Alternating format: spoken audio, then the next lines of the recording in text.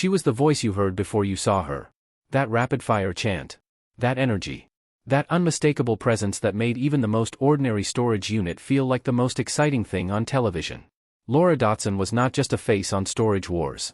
She was the heartbeat of the whole show. And where she ended up, the near tragedies, the moments that almost broke everything, and the life she quietly built on the other side, is something most fans never got to fully see. The real story starts long before the cameras found her. Laura did not grow up in the auction world.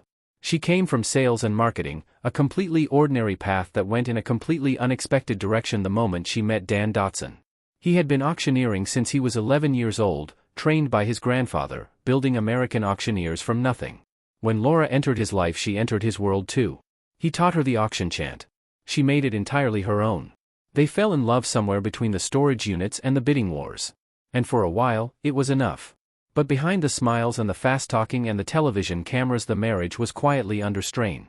The two of them were driving 200 miles every single day, separately, to different auction locations across California. The schedule was relentless. The time together was almost nothing. Two people who seemed inseparable on screen were barely seeing each other off it. And then Storage Wars arrived. And something shifted. Being on the show together, working side by side every single day, sharing the same energy, the same purpose, gave them back something the road had been slowly stealing.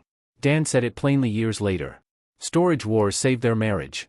Laura said simply, "We became best friends." Two people who had been quietly drifting found each other again under the lights of an A&E production. And then 2014 came. And everything almost ended in a single morning. Dan collapsed at home from a double brain aneurysm.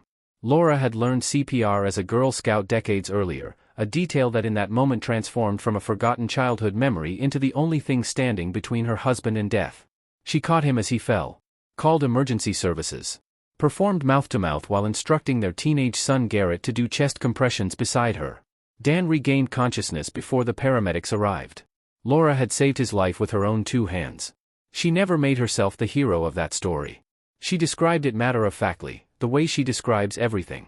With the calm of someone who simply did what needed to be done. Then in 2020 came another blow. Their son Garrett was seriously injured in a shooting while visiting Arizona. Emergency surgery. The family holding their breath. He survived, an outcome they later described as nothing short of miraculous. Another crisis. Another recovery. Another chapter that never made it onto the show but shaped everything about who the Dotsons are. Today Laura Dotson is 57 years old. American Auctioneers runs over 3,000 auctions every year, the most successful auctioneering company in the country. Garrett is being prepared to take over the business one day. Laura is still beside Dan. Still auctioneering. Still showing up with the same energy that made millions of people stop flipping channels. She did not end up anywhere glamorous. She ended up exactly where she started, working alongside the man she loves, doing the thing she is genuinely good at, in a life built not on fame but on something quieter and far more durable than that. And maybe that is the best ending the show never got to tell.